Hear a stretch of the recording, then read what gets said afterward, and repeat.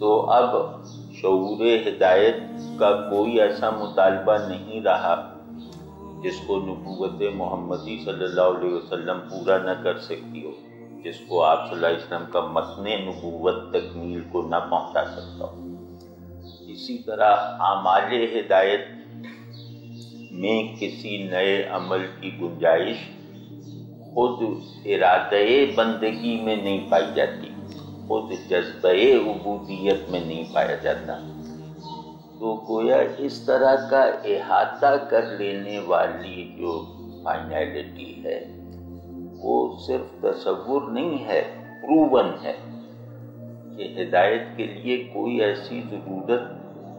تصور اور فرض بھی نہیں کی جا سکتی جس کی تکمیل بہت ایکچولائزڈ فارم میں قرآن و سنت میں نہ ہو چکی ہو۔ تو اس صورت میں ختم نبوت کو مجروح کرنے والا ہر تصور اصل میں نفس نبوت کا انکار ہے۔ یعنی اب اگر کوئی نئے نبی کی ضرورت کو کسی بھی پہلو سے ثابت کرنے کی کوشش کرے گا تو وہ رسول اللہ صلی اللہ علیہ وسلم کے خاتم المرسلین ہونے ہی سے ناواقفیت کا ثبوت نہیں دے رہا،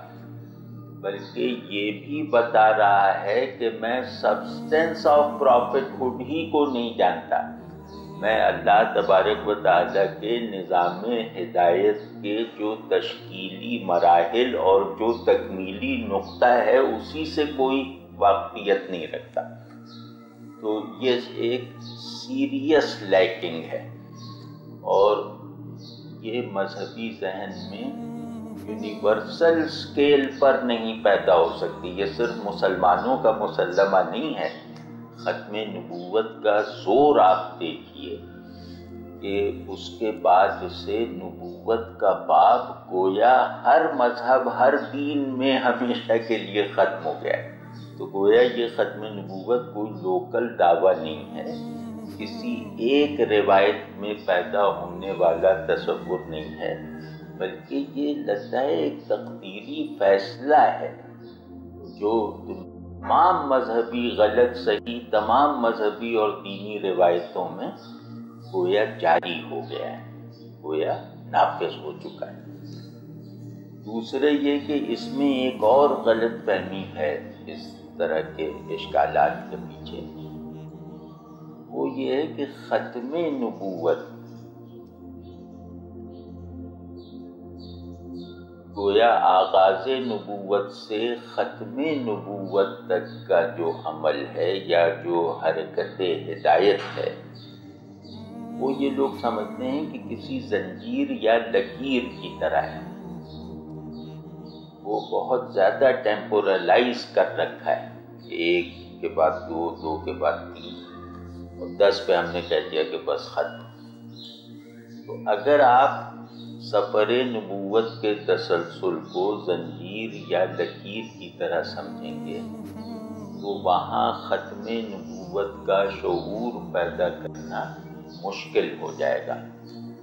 تا وقت کہ آپ یہ نہ جانیں کہ آغاز نبوت سے ختم نبوت تک کا جو تسلسل ہے، جو حرکت ہے، وہ دائرے کی طرح ہے، لکیر کی طرح نہیں ہے۔ وہ دائرہ ہدایت مکمل ہو گیا ہے ختم نبوت پر۔ آپ صلی اللہ علیہ وسلم سے پہلے کے تمام انبیاء اس دائرے کے تکمیلی مراحل تھے،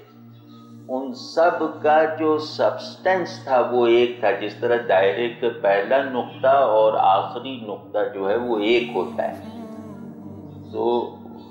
یہ جو ختم نبوت ہے یہ دائرے کی شکل میں نظام ہدایت کے مکمل ہو جانے کا نام ہے۔ اب اس دائرے میں اضافے یا کمی کی کوئی خواہش یا اس میں اضافے یا کمی کا کوئی تصور گویا اس پورے دائرے کو نہ سمجھ سکنے کا نتیجہ سمجھا جائے گا۔ واضح رہے کہ اس مسئلے کی بنیاد صرف یہ نہیں کہ قرآن مجید میں سورہ احزاب میں رسول اللہ صلی اللہ علیہ وآلہ وسلم کو خاتم النبیین فرمایا گیا ہے کہ لغوی کج بیسیوں کے ذریعے بیچارے ناواقفوں کے دلوں میں شک و شبہ پیدا کیا جائے، بلکہ مسئلہ ختم نبوت اور انقطاع سلسلہ رسالت سے متعلق رسول کریم صلی اللہ علیہ وآلہ وسلم کے ارشادات گرامی ہیں، جن کے بعد ختم نبوت کے مفہوم میں دو آراء پیدا ہونا ممکن ہی نہیں۔ ملاحظہ کیجیے، حضرت ابو سعید خدری رضی اللہ تعالیٰ عنہ سے روایت ہے، میری اور دوسرے نبیوں کی مثال ایسی ہے کہ ایک شخص نے محل بنایا، بس اس کو پورا کیا مگر صرف ایک اینٹ کی جگہ چھوڑ دی، بس میں آیا اور میں نے اس اینٹ کو پورا کر دیا۔ حضرت ابو ہریرہ رضی اللہ تعالیٰ عنہ سے روایت ہے کہ رسول اللہ صلی اللہ علیہ وسلم نے فرمایا کہ مجھے 6 چیزوں میں انبیاء اکرام پر فضیلت دی گئی، اس کے آخر میں ہے اور مجھ پر نبیوں کا سلسلہ ختم کر دیا گیا۔ حضرت عمر فاروق رضی اللہ تعالیٰ عنہ اور حضرت سعد بن ابی وقاص رضی اللہ تعالیٰ عنہ سے روایت ہے کہ حضرت صلی اللہ علیہ وسلم نے حضرت علی رضی اللہ تعالیٰ عنہ سے فرمایا، تم مجھ سے وہی نسبت رکھتے ہو جو ہارون کو موسیٰ سے تھی، مگر میرے بعد کوئی نبی نہیں۔ حضرت صوبان رضی اللہ تعالیٰ عنہ سے روایت ہے کہ حضور صلی اللہ علیہ وسلم نے فرمایا، میری امت میں 30 جھوٹے پیدا ہوں گے، ہر ایک یہی کہے گا کہ میں نبی ہوں، حالانکہ میں خاتم النبیین ہوں، میرے بعد کوئی کسی قسم کا نبی نہیں۔ حضرت ابو قتیلہ رضی اللہ تعالیٰ عنہ سے روایت ہے کہ حضرت صلی اللہ علیہ وسلم نے خطبہ حجۃ الوداع میں فرمایا، میرے بعد کوئی نبی نہیں اور تمہارے بعد کوئی امت نہیں۔ جب یہ قرآن میں کہا گیا کہ اللہ کے رسول جب کلام کر رہے ہوں تو کسی اور کو ان پر آواز بلند کرنے کا حق نہیں ہے، اور اس پہ لازم آتا ہے کہ وہ اپنی آواز کو اللہ کے رسول کی آواز کے نیچے رکھے۔ یہاں صرف صوت اور آواز کا مدھم کرنا اور اونچا کرنا ہی شاید مقصود نہیں ہے، بلکہ کہنا یہ ہے کہ اللہ کے رسول نے جو بات فرما دی ہے وہ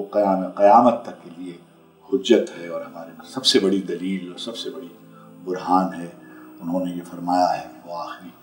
رسول ہیں، قرآن نے اس کا اعلان کیا ہے۔ اس کے بعد جتنے دعوے ہیں وہ صرف دعوے باطل ہی ہیں، اس کے علاوہ ان کی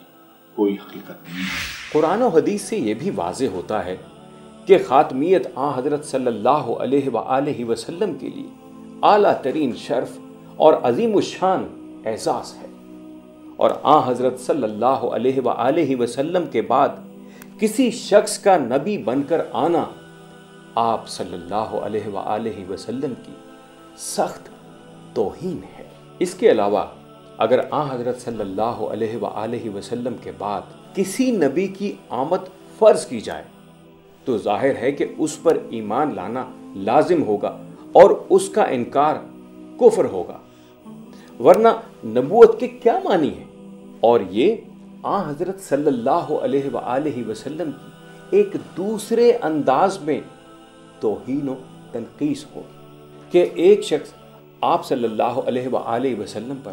اور آپ صلی اللہ علیہ وآلہ وسلم کے پورے دین پر ایمان رکھنے کے باوجود کافر رہے اور ہمیشہ کے لیے دوزخ کا مستحق ہو، جس کے معنی یہ ہوں گے کہ حضرت صلی اللہ علیہ وآلہ وسلم پر ایمان لانا بھی نعوذ باللہ کفر سے بچانے اور دوزخ سے نجات دلانے کے لیے کافی نہیں۔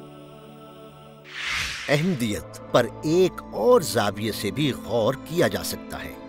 ختم نبوت اگرچہ ہمارے ایمان کا بنیادی جزو ہے، لیکن بفرض محال نبوت ختم نہ ہوئی ہوتی اور انبیاء کا سلسلہ جاری ہوتا، تب بھی مرزا غلام احمد جیسے کسی شخص کے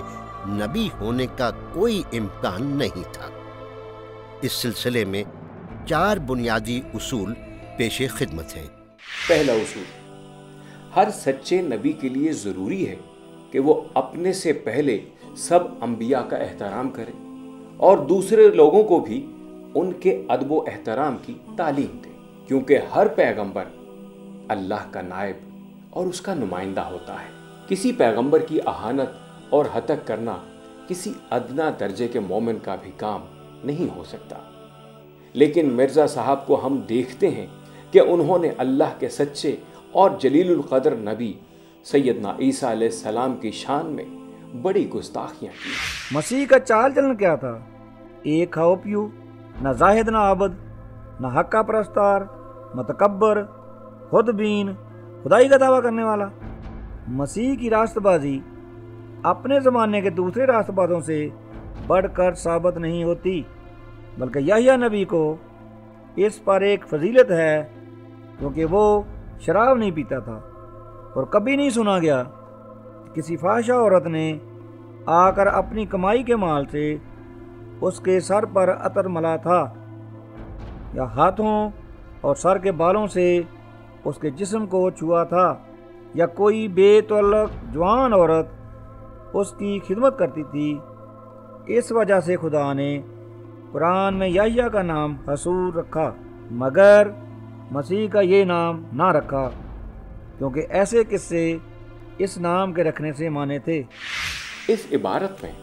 مرزا صاحب نے حضرت مسیح بن مریم علیہ السلام پر چند تہمتیں رکھی ہیں اور ان کو قرآن مجید اور اللہ تعالیٰ پر بھی تھوپا ہے۔ کہتے ہیں کہ اللہ تعالیٰ نے انہی باتوں کی وجہ سے ان کو قرآن میں حصور نہیں کہا، کیونکہ حصور کے معنی ہے اپنی خواہش نفس کو روکنے والا۔ حالانکہ اگر عیسیٰ علیہ السلام کو قرآن پاک میں حصور نہ کہنے سے یہ نتیجہ نکالا جائے کہ معاذ اللہ یہ گندے قصے اس کا سبب ہیں، تو پھر تمام جلیل القدر پیغمبروں، حضرت نوح علیہ السلام، حضرت ابراہیم علیہ السلام، حضرت موسیٰ علیہ السلام اور خود سید المرسلین صلی اللہ علیہ وآلہ وسلم کے متعلق بھی یہ ظالم یہی کہے گا، کیونکہ قرآن مجید میں ان حضرات کے لیے بھی حصور کا لفظ کہیں استعمال نہیں کیا گیا۔ یہ ہے اس شخص کی قرآن دانی کا نمونہ جس کو اس کے پیروکار اس کا سب سے بڑا معجزہ کہتے ہیں۔ نبی کا مقام تو بہت بلند ہے، کسی شریف اور نیک آدمی کے متعلق بھی ایسی باتیں کرنا یقیناً اس کی سخت توہین ہے، اور جس شخص میں ایمان کا کوئی ذرہ ہو وہ اللہ کے کسی پیغمبر کے متعلق یہ گفتگو کر ہی نہیں سکتا۔ احمدی حضرات مرزا کے ان اقوال کی تعویل یہ کرتے ہیں کہ یہ سب عیسائی پادریوں کے مقابلے میں الزامی طور پر لکھا گیا ہے، لیکن یہ محض دھوکہ اور بناوٹ ہے۔ مذکورہ عبارت ان کی کتاب دافع البلا سے لی گئی ہے، جس کے مخاطب زیادہ تر علماء اسلام ہیں۔ اس کے علاوہ جو فحش باتیں انہوں نے اس عبارت میں سیدنا عیسیٰ علیہ السلام کی طرف منسوب کی ہیں، وہ تو ان کے نزدیک ایسے سچے قصے ہیں کہ اللہ نے انہی کی وجہ سے قرآن میں حضرت عیسیٰ علیہ السلام کو حصور کے خطاب سے محروم رکھا، اور وہ قرآن میں حضرت عیسیٰ علیہ السلام کا نام حصور نہ رکھنے کو ان گندی تہمتوں کے ثبوت کے طور پر پیش کر رہے ہیں۔ پس اس کو پادریوں کے مقابلے کا صرف الزامی جواب کیسے کہا جا سکتا ہے؟ انبیاء علیہ السلام کی توہین کے علاوہ مرزا غلام احمد نے خود رسول کریم صلی اللہ علیہ وآلہ وسلم، حضرت علی رضی اللہ تعالی عنہ اور امام حسین رضی اللہ تعالی عنہ کی شان میں بھی گستاخیاں کی، اور پھر اسوہ رسول صلی اللہ علیہ وآلہ وسلم پر چلنے والے سچے اولیاء اللہ جیسے پیر مہر علی شاہ رحمۃ اللہ علیہ، مولانا رشید احمد گنگوہی رحمۃ اللہ علیہ کو بہت سخت گالیاں دی ہیں۔ ایک عام مسلمان کے لیے ان گستاخیوں کو سننا دشوار ہے جو نبوت کے اس دعوے دار کی زبان اور قلم سے نکلی۔ جب کبھی ان سے کسی نے یہ کہا کہ جی حضرت عیسیٰ علیہ السلام تو بڑے ایک العظم پیغمبر تھے، اللہ کے نبی تھے، ان کے پاس معجزات تھے، تو انہوں نے اس جو جلاٹ میں اور اس رد عمل کے طور پر اتنی سخت زبان اختیار کی ہے جو کسی شریف آدمی کو بھی زیب نہیں دیتی، اور وہ آج بھی تحریری شکل میں موجود ہے کہ انہوں نے کیا کہا۔ اس کا اعادہ کرنا یا بیان کرنا بھی مناسب نہیں لگتا، لیکن انہوں نے یہ برملا کہا ہے کہ ان کے پاس کوئی معجزے نہیں تھے، اور اس کی نوز باللہ دادیاں نانیاں کسبی عورتیں تھیں، وہ فاحشہ عورتوں سے اپنے سر میں تیل ڈلواتا تھا وغیرہ، بہت ناجائز، اس کے پاس کوئی معجزہ نہیں تھا۔ اسی طریقے سے جس کے ساتھ اس کا تقابل کیا گیا، کسی نے یہ کہا کہ جی شیعہ حضرات آپ کو نہیں مانتے، تو انہوں نے کہا کہ شیعہ عجیب لوگ ہیں کہ وہ مردہ علی نعوذ باللہ اس کی طرف جاتے ہیں، اسے مانتے ہیں، اور زندہ علی کو نہیں مانتے۔ یعنی مجھے حضرت حسین علیہ السلام کے بارے میں بات ہوئی تو ان کے بارے میں بھی عجیب باتیں شروع کر دی کہ وہ ان کا موقف غلط تھا، میرا موقف درست ہے، اور اگر لوگ لے کر آ جائیں نیزے اور بھالے تو مجھے مار نہیں سکتے، لیکن وہ دشمنوں نے ان کو مار دیا کیونکہ ان کا موقف درست نہیں۔ کس قسم کے ان کے عقائد اور ان کے بیانات ایسے ہیں جو عام آدمی بغیر کسی تعصب کے بھی پڑھے تو بہت دور ہو جاتا ہے، ان سے تعلق نہیں رکھ سکتا۔ دوسرا اصول یہ ہے کہ اللہ کے سچے پیغمبر کے لیے یہ ناممکن ہے کہ وہ اپنے دعوے کی سچائی اور اپنی بڑائی ثابت کرنے کے لیے بھولے سے بھی کبھی جھوٹ بولے، مگر مرزا صاحب اس معاملے میں بڑے بے باک ہیں۔ وہ بہت بے تکلفی اور دیدہ دلیری سے صاف جھوٹ بول جاتے ہیں۔ ایک جگہ لکھتے ہیں، مولوی غلام دستگیر قصوری نے اپنی ایک کتاب میں اور مولوی اسماعیل علی گڑھ والے نے میری نسبت قطعی حکم لگایا کہ اگر وہ کاذب ہے تو ہم سے پہلے مرے گا، اور ضرور ہم سے پہلے مرے گا کیونکہ کاذب ہے، مگر جب ان تالیفات کو دنیا میں شائع کر چکے پھر بہت جلد آپ ہی مر گئے۔ اس عبارت میں مرزا صاحب نے مولوی غلام دستگیر صاحب قصوری اور مولانا محمد اسماعیل علی گڑھی کے متعلق جھوٹ تراشا ہے۔ ان دونوں مرحوم بزرگوں کی ایسی کوئی کتاب روئے زمین پر موجود نہیں ہے اور کبھی شائع نہیں ہوئی۔ ان کی کذب بیانی کی یہی ایک مثال نہیں، بلکہ سچ تو یہ ہے کہ جو شخص مرزا صاحب کی کتابوں کو تحقیق کی نظر سے دیکھے گا وہ ان میں اس کی 20 مثالیں پائے گا کہ وہ اپنی بڑائی اور سچائی ثابت کرنے کے لیے بالکل بے اصل، بے بنیاد اور خلاف واقعہ باتیں بڑی دیدہ دلیری سے لکھ جاتے ہیں۔ ایسا شخص پیغمبر تو کیا ایک دیانت دار مصنف بھی نہیں سمجھا جا سکتا۔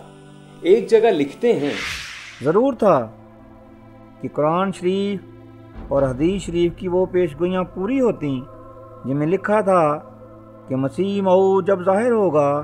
تو اسلامی علماء کے ہاتھ سے دکھ ہٹائے گا،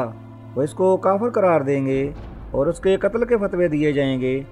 اور اس کی سخت توہین کی جائے گی اور اس کو دائرہ اسلام سے خارج اور دین کا تباہ کرنے والا خیال کیا جائے گا۔ جو لوگ قرآن اور احادیث کا علم رکھتے ہیں وہ جانتے ہیں کہ قرآن اور احادیث کے متعلق مرزا صاحب کی یہ کیسی بے باکانہ غلط بیانی ہے۔